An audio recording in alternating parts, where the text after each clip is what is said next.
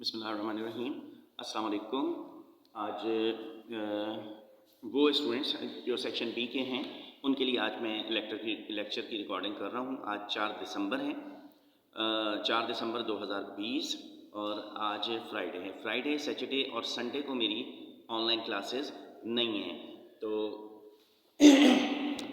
तो इसमें मैंने ये चाहा कि वो बच्चे जो हमारे थोड़ा पीछे चल रहे हैं, वो सेक्शन जो पिछले चैप्टर पे चल रहा है अभी तक, उसके लिए लेक्चर रिकॉर्ड करके उसे दूसरे सेक्शन के करीब लाया जाए।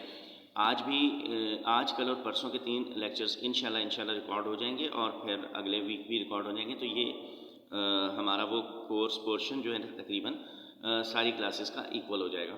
तो मैं ये कहना चाहता हूँ कि सेक्शन बी के जितने बच्चे हैं जो कि वेक्टर्स का चैप्टर जिन्होंने कहा था कि रिपीट करें और वहाँ से हमने स्टार्ट लिया था, नए सिरे से फिज़िक्स स्टार्ट की थी, वो बच्चे जो कि ऑनलाइन लेक्चर मंडे से लेके थर्सडे तक 4 मेरे ऑनलाइन लेक्चर्स चल रहे हैं, उन्हें तो कंटिन्यू करेंगे ही, साथ के साथ असाइनमेंट भी सबमिट करेंगे, उसी से उनकी अटेंडेंस होगी।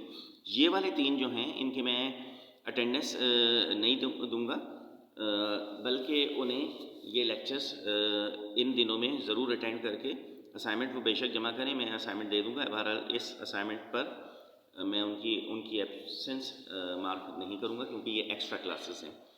और वो बच्चे जो कि बहुत अच्छे से ये चैप्टर पढ़ चुके हैं पहले से, उन्हें चाहिए कि वो भी चाहें तो ऑनलाइन लेक्चर से इस्तेफ़ादा कर सकते हैं।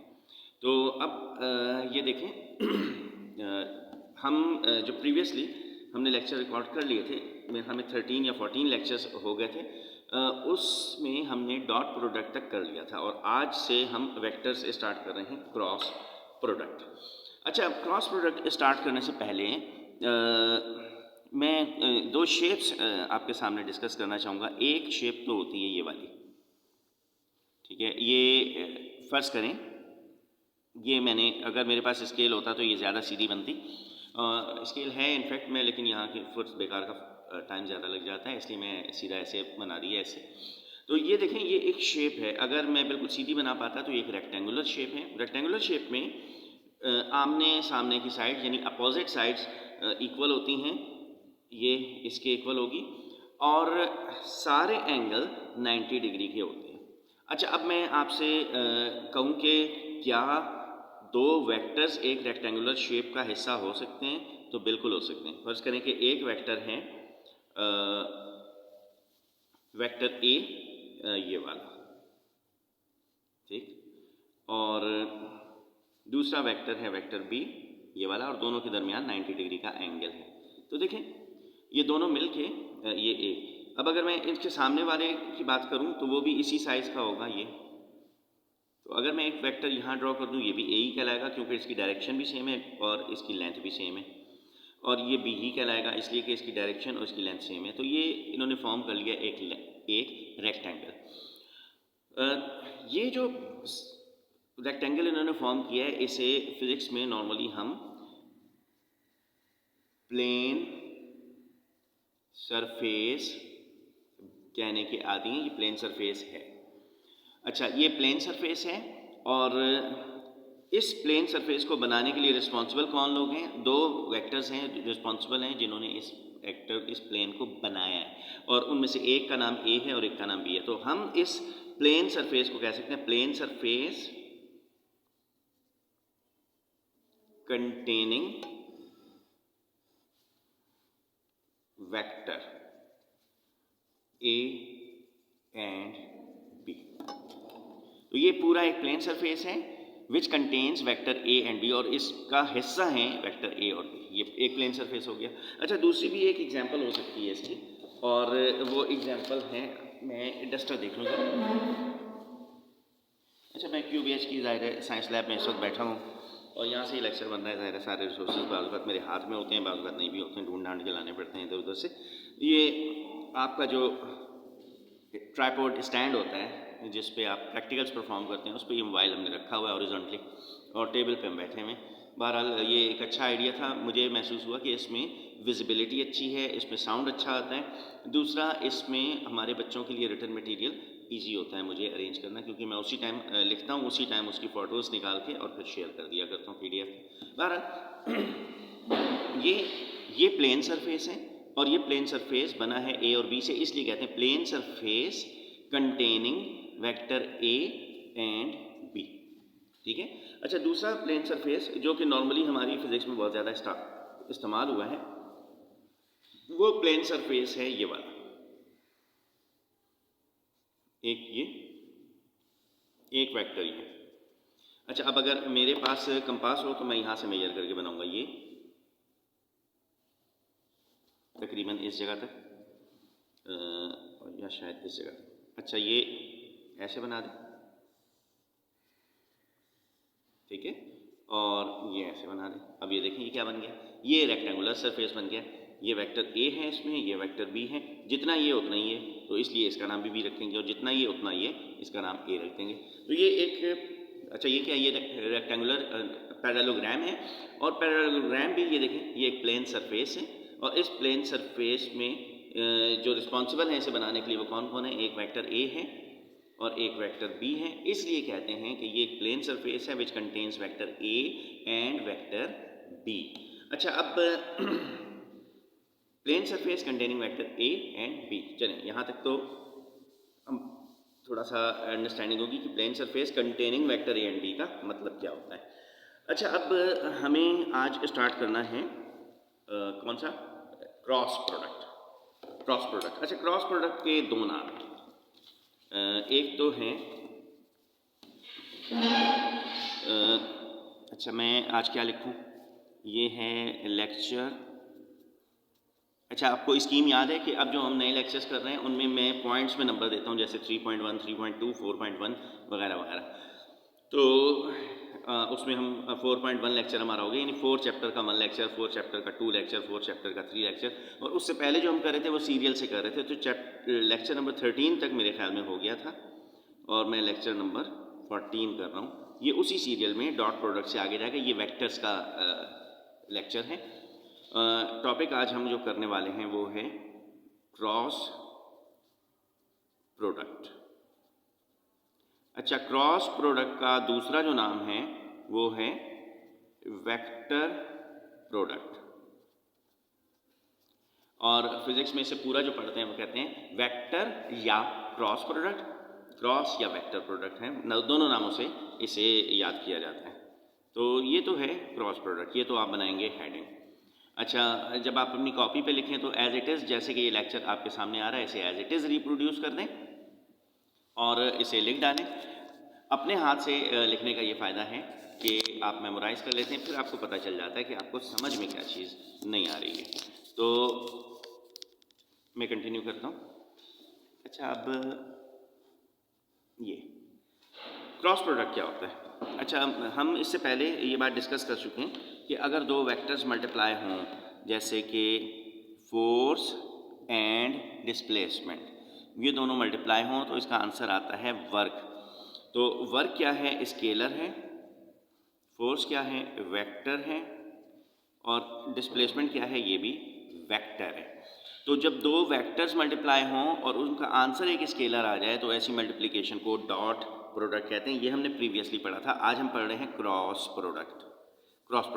अच्छा, क्रॉस प्रोडक्ट में क्या होता है कि अगर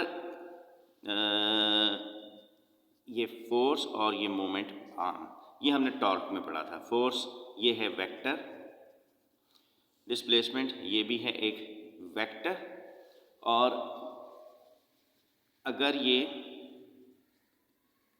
दोनों मल्टीप्लाई हों तो आंसर जो आता है वो आता है टॉर्क। टॉर्क भी एक वेक्टर ही है।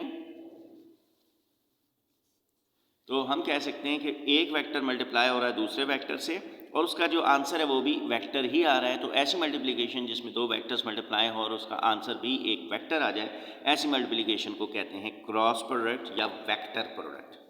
ठीक है। अच्छा, अब ये मैं डेफिनेशन लिख दूं। If two vectors are multiplied and their resultant resultant is also a vector, then such a product is called vector या क्रॉस प्रोडक्ट। अच्छा, ये मार्जिन आप लोगों को मुझे देना चाहिए कि मैं बहुत साफ़ सुथरा आपके लिए नहीं लिख सकता हूँ, तो मैं साथ पढ़ भी रहा होता हूँ, तो मेरे साथ चलते रहें, ठीक है। जितना आपको समझ में आता है ज़ाहिर है कि उतना आप लिख भी लेंगे, और ये मैं शेयर भी कर दूँगा PDF में।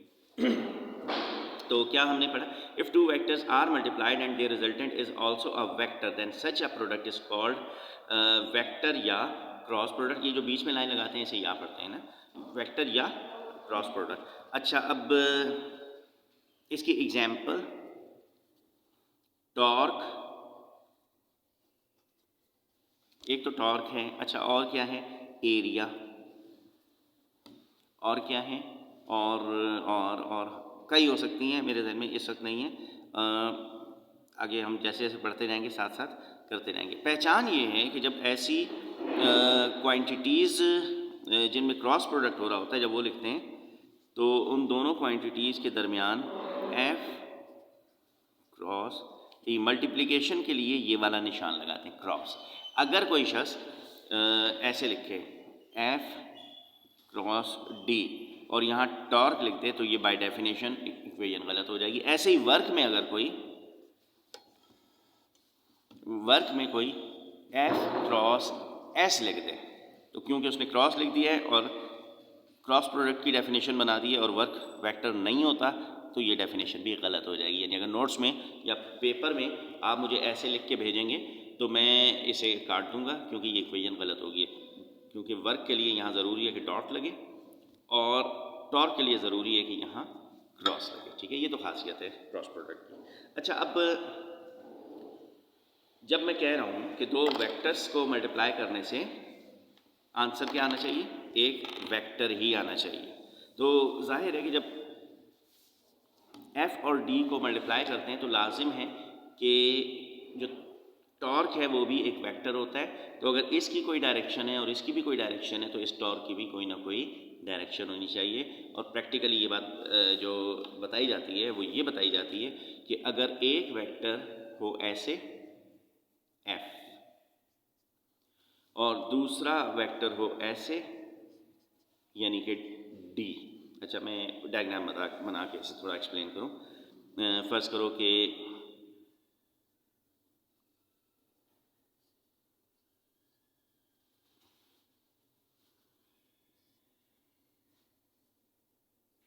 ये, अच्छा इस इंस्ट्रूमेंट को क्या कहते हैं, ये इस शक्ल का जो इंस्ट्रूमेंट होता है घरों पे आप लोगों ने देख रखा होगा ना,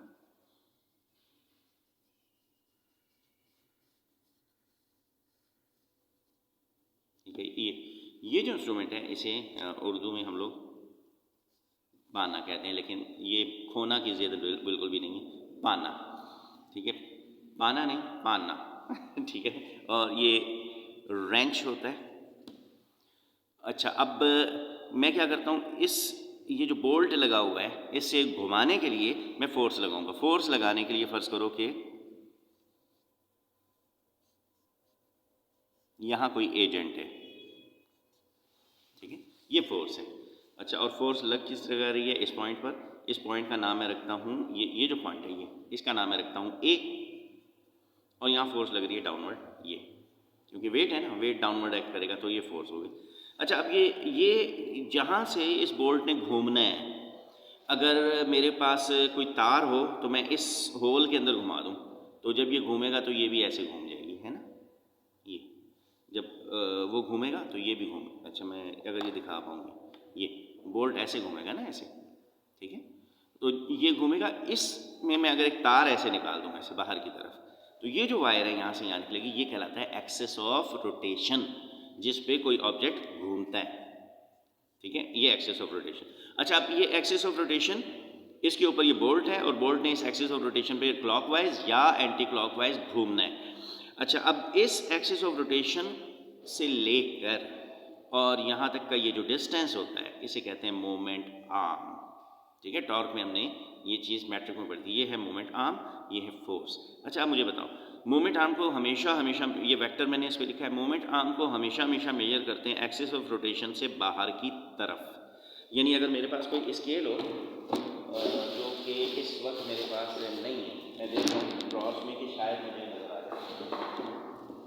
अच्छा, इस वक्त मेरे पास नहीं है। अगर मेरे पास कोई स्केल होता बिलफर्ज माल, अच्छा मैं यहाँ बना देता हूँ खुद ही से, अगर मेरे पास कोई स्केल होता तो तुम क्या समझते हो, ज़ीरो में रखता है इस तरफ, ठीक है, और यहाँ से मेजरमेंट करता 1 2 3 1 2 3 4 5 और 1 2।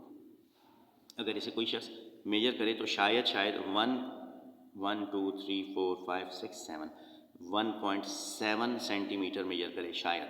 ठीक है, मैं ऐसे मेजर कर रहा हूँ। अब पता नहीं हमारे बच्चे इसे समझ रहे हैं कि नहीं समझ रहे। ठीक है, यहाँ से यहाँ तक ये एक्सिस ऑफ रोटेशन से लेके यहाँ तक मेरी डायग्राम में ये जो लेंथ है ये कितनी है 1.7। तो मैं क्या लिखूँ इसे, डी कितनी है 1.7 सेंटीमीटर। अच्छा, अब ये जो डी है ये मेजर किस तरफ किया आपने, ये हमने मेजर किया इस तरफ। ठीक है, यानी ज़ीरो हमने इधर रखा था और मेजरमेंट हमने इस तरफ परफॉर्म की, ये इस तरफ आ गए। अच्छा, फोर्स किस तरफ लग रही है खुद बताओ। ठीक है, फोर्स है वज़न जो उसका है ना, ये लग रही है डाउनवर्ड। अब मैं दोनों को अगर हेड टू टेल से रख दूं तो डी आएगा यूं ऐसे और फोर्स आएगी यूं नीचे। अब बताओ मुझे कि इन दोनों में एंगल क्या बन रहा है। ठीक है, ये डी और ये एफ, ये एंगल क्या बन रहा है, ये बन रहा है एग्जैक्टली 90 डिग्री, दोनों एक दूसरे पे परपेंडिकुलर आ रहे हैं। ठीक है, जो डेफिनेशन ऑफ टॉर्क है वो ये कहती है कि जब मैं दो वेक्टर्स का क्रॉस प्रोडक्ट लेता हूँ, यानी एफ और डी का क्रॉस प्रोडक्ट लेता हूँ, एफ क्रॉस डी, तो जो नया वेक्टर आता है मैं कहाँ लिखूँ कि दोनों नज़र आते हैं, चलिए मैं यहाँ लिखता हूँ एफ क्रॉस डी। अब मैं एफ को जब डी से क्रॉस करूँ, यानी इसको इससे क्रॉस करूँ, यानी इस वेक्टर को इसकी तरफ रोटेट करूँ। ठीक है, ये जो क्रॉस है इसका मतलब ये होता है रोटेट। वेक्टर रोटेट करूँ ये इस तरफ या ये इस तरफ, दो ही तरीके हैं। तो जो इसका आंसर आएगा वो एक नया वेक्टर होगा टॉर्क। और इसको मालूम करने की उन्होंने तरकीब बता दी कि अच्छा ये जो टॉर्क है इसकी एक डायरेक्शन भी होगी। और वो डायरेक्शन मालूम करने का तरीका क्या है कि अगर मैं इसको प्लेन बना दूँ, ये पूरा प्लेन बन गया ना, यानी फोर्स और डी दो साइडें तो मुझे पता ही है ना, बाकी मैं इन दोनों साइडों से बना दूँ तो ये क्या बन जाएगा, प्लेन सरफेस बन जाएगा which contains F and D, plane containing F and D आ गया ये वाला। बाय डेफिनेशन कहा यह जाता है कि अगर मैं एफ को क्रॉस करूँ डी के साथ तो जो नया वेक्टर टॉर्क आएगा उसकी डायरेक्शन होगी ये, यानी इस प्लेन सरफेस पे 90 डिग्री है, ऐसे।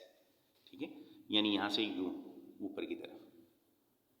ठीक है, और अगर मैं इस पे रख दूं तो ये मैंने कैप रख दी इसके ऊपर। ठीक है, ये अगर ये आ गई,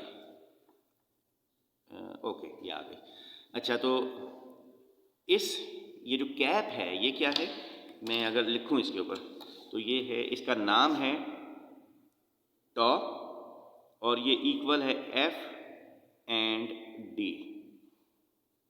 अब मैं ये ना लिख नहीं पाया हूँ मैं इसके ऊपर छोटा सा, तो टॉर्क इसके इक्वल है एफ क्रॉस डी और इसकी डायरेक्शन ये होगी। ठीक है, ये है एक रफ सा आइडिया ऑफ क्रॉस प्रोडक्ट। तो क्रॉस प्रोडक्ट का मतलब है एक वेक्टर को दूसरे वेक्टर से क्रॉस करें तो जो इनका रिजल्टेंट आएगा वो एक तीसरा वेक्टर होगा जो इन दोनों पे 90 डिग्री का एंगल बनाएगा। ये देख रहे हो, इन दोनों का आपस में क्या एंगल है, ये 90 डिग्री।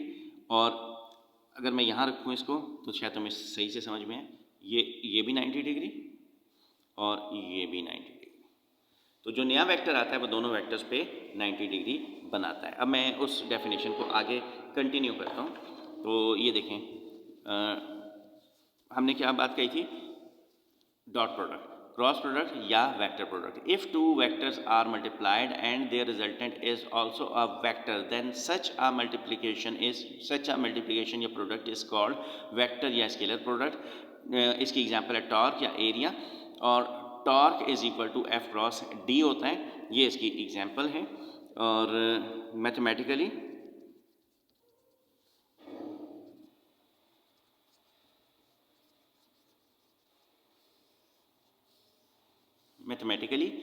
क्या लिखूँ मैं कि अगर ए क्रॉस बी करें तो क्रॉस प्रोडक्ट की मैथमेटिकल डेफिनेशन के हिसाब से ए क्रॉस बी का मतलब होता है mod of A into mod of B into sine of theta.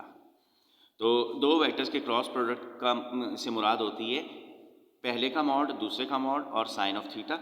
और मैं ये बात कह के गया हूँ कि जब दो वेक्टर्स मल्टीप्लाई होते हैं, जैसे कि ये वेक्टर ए है और ये वेक्टर बी है, जब इन्हें मल्टीप्लाई करते हैं क्रॉस प्रोडक्ट में तो जो नया वेक्टर आता है वो इन दोनों पे 90 डिग्री का एंगल बनाता है। इसे कहते हैं ए क्रॉस बी। ये जो ए क्रॉस बी है उसका मतलब ये वाला वेक्टर होगा, ये वाला, ठीक है। तो ए क्रॉस बी जब करेंगे तो ये वेक्टर ऑब्टेन हो जाएगा जो 90 डिग्री का एंगल बनाएगा, इसलिए एरिया को वेक्टर कहते हैं। इसलिए कि अच्छा चलो एरिया की डिबेट मैं किसी और टाइम पे कर दूंगा, इस वक्त हम आगे कंटिन्यू करते हैं। A B sine of theta, और क्योंकि मैं कह रहा हूँ कि ये इन दोनों पे 90 डिग्री बनाएगा तो इसकी डायरेक्शन भी होगी ना, इस डायरेक्शन का नाम मैं ये यू से जाहिर कर रहा हूँ। तो इसलिए मुझे यहाँ ये मेंशन करना पड़ेगा कि ए क्रॉस बी जब करेंगे तो उसका आंसर आएगा mod of A into mod of B into sine of theta. किस डायरेक्शन में? इस डायरेक्शन में, यानी अपवर्ड 90 डिग्री की डायरेक्शन में। और समटाइम्स ये जो मॉड है इसे ऐसे नहीं लिखते, ए क्रॉस बी, मॉड ऑफ ए को बाजू का सिर्फ ऐसे लिख देते हैं। ये जो एरो होता है यहाँ पे, इसे जब हटा के लिखते हैं तो इसे मॉड ऑफ ए पढ़ते हैं। बी के ऊपर भी ये है, इसे भी अगर एरो हटा के लिख दूँ तो मॉड ऑफ बी पढ़ेंगे। आगे का sine of theta as it is आ गया और आगे की यू डायरेक्शन ऐसी आ गई। अच्छा यू क्या है बताओ, यू क्या है? U is a unit vector, और ये क्या साइन बना हुआ है? परपेंडिकुलर। परपेंडिकुलर है किस पर? ए पर भी और बी पर भी। तो यहाँ मैं लिखता हूँ U cap is a unit vector perpendicular to A and B.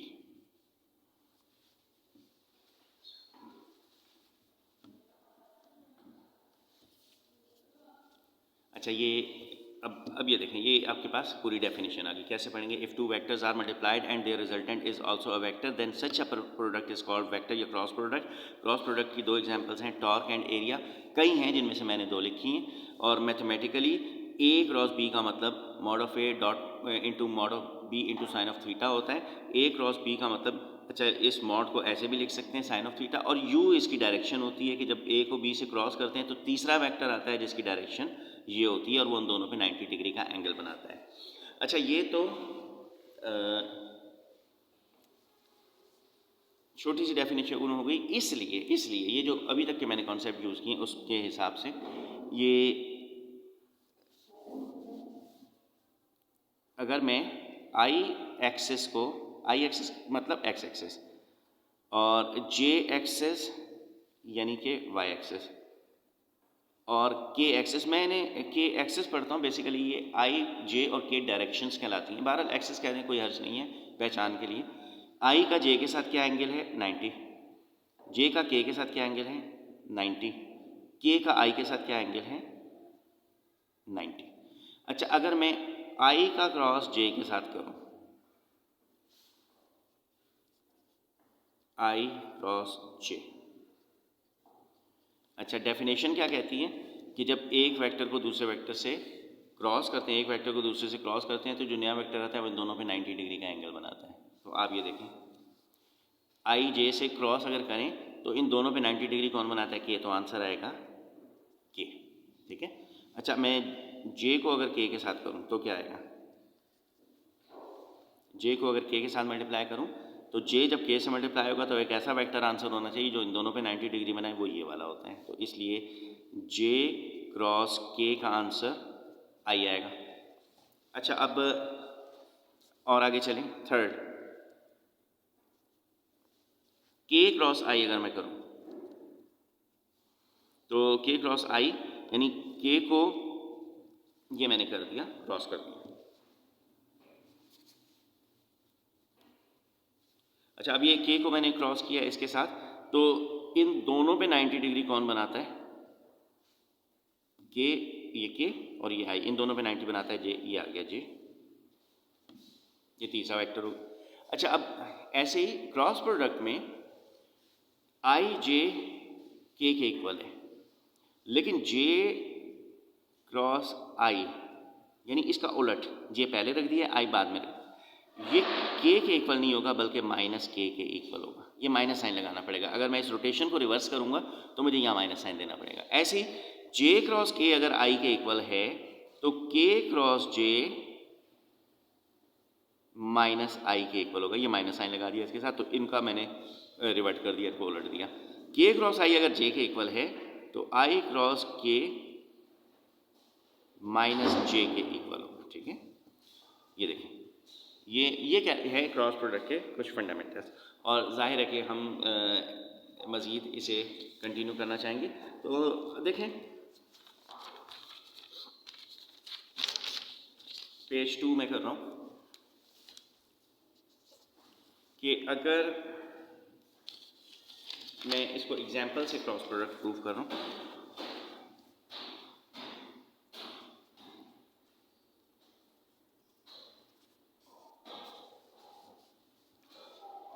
फर्ज करो कि कैसे मैं ऐसे ये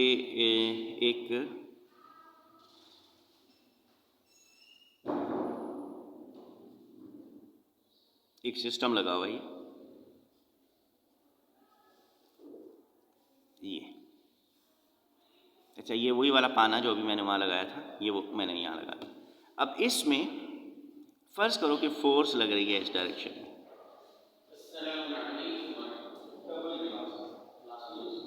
ठीक है। अच्छा, इसमें अगर ये फोर्स लग रही है इस डायरेक्शन में,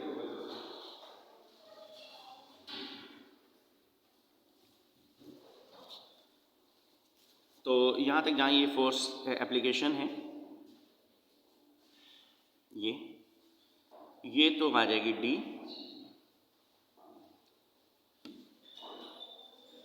तो ये तो आ गई डी, और यहाँ से ये जो फास्ट है ये मोमेंट आर्म है, और ये जो फोर्स है इसको मैं अगर रिजॉल्व करूँ, ये एंगल है थीटा, ये देखो, ये यहाँ तक ये क्या है, ये एफ का बनेगा वाई कंपोनेंट, ठीक है, और यहाँ से लेके यहाँ तक ये क्या बनेगा, एफ का एक्स कंपोनेंट, जैसे कि हम रिजॉल्व करते हुए आ रहे हैं इससे पहले। अच्छा, अब मुझे बताएं, लेट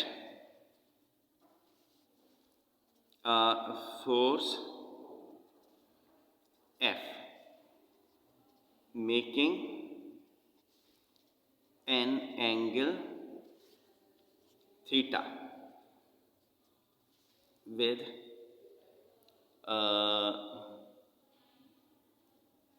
the axis, अच्छा x एक्सिस लिख देता हूँ, with the x axis let force F making an angle theta with x axis is capable to produce rotation as shown in figure here। अच्छा, ये जो मैं कह रहा हूँ लेट फोर्स एफ है जो making an angle theta with X axis is capable to produce rotation as shown in the figure, जैसा कि शक्ल में दिखा दिया गया। अच्छा, इस डायग्राम में हियर टॉर्क किसके इक्वल होगा? अच्छा, टॉर्क इक्वल होता है फोर्स इनटू मोमेंट आर्म, ठीक है। अच्छा, अब ये देखो टॉर्क,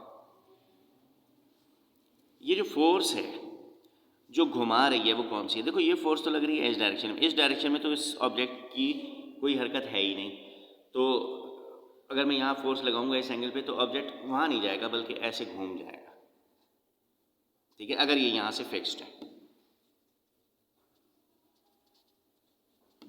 ठीक है।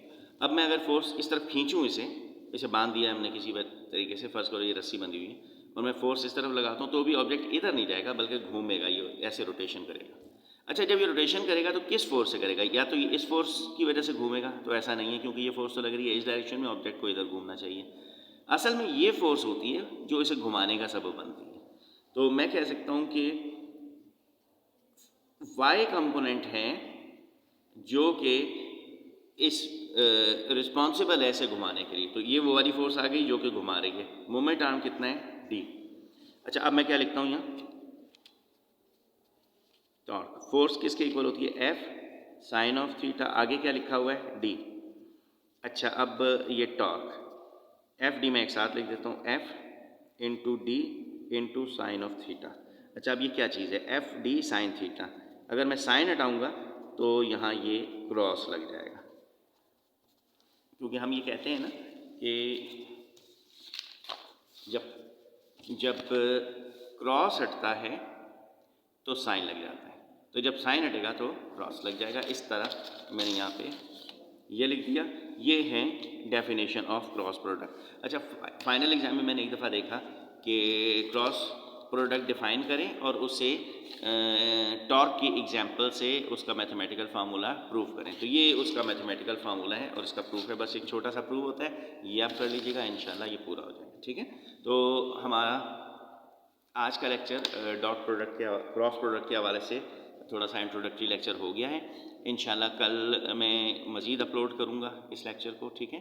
तो आप मेरे सेक्शन बी के वो स्टूडेंट्स जो कि नए सिरे से फ़िज़िक्स पढ़ रहे हैं, उन्हें चाहिए कि वो इसके साथ साथ इसका असाइनमेंट, अच्छा ये असाइनमेंट जो है मैं किसी ख़ास नाम से, यानी क्या कहना चाहिए, मैं लिख के उसका कोई नाम रख के तो अपलोड करूँगा गूगल पे। इस पे आप फ्री हैं, इसे आप अपलोड कर दीजिएगा। अपलोड करने का मतलब मकसद ये है कि आप इसे वॉच कर लें, ठीक है। तो हर बच्चा फ्री है, हर बच्चा को रिवीजन के लिए इसे अटैम्प्ट कर लेना चाहिए। तो अगर आप कर लें तो अच्छा है। बहरहाल सेक्शन बी के बच्चों के लिए कंपलसरी है, वो जो नए सिरे से फ़िज़िक्स पढ़ रहे हैं, बाकी बच्चों के लिए ऑप्शनल है, चाहे तो करें चाहे तो ना करें। आज रात तक मैं इस असाइनमेंट को गूगल क्लासरूम में अपलोड भी कर देता हूँ, ठीक है। Thank you. अच्छा, और कल का लेक्चर भी आपने लेना है, परसों का भी लेना है, 2 लेक्चर्स और डालूंगा मैं, कोशिश करूँगा किसी भी टाइम की कोई नहीं है, लिमिट नहीं है, अपनी मर्ज़ी से किसी भी टाइम कर लीजिएगा। थैंक यू बेटा, थैंक यू वेरी मच।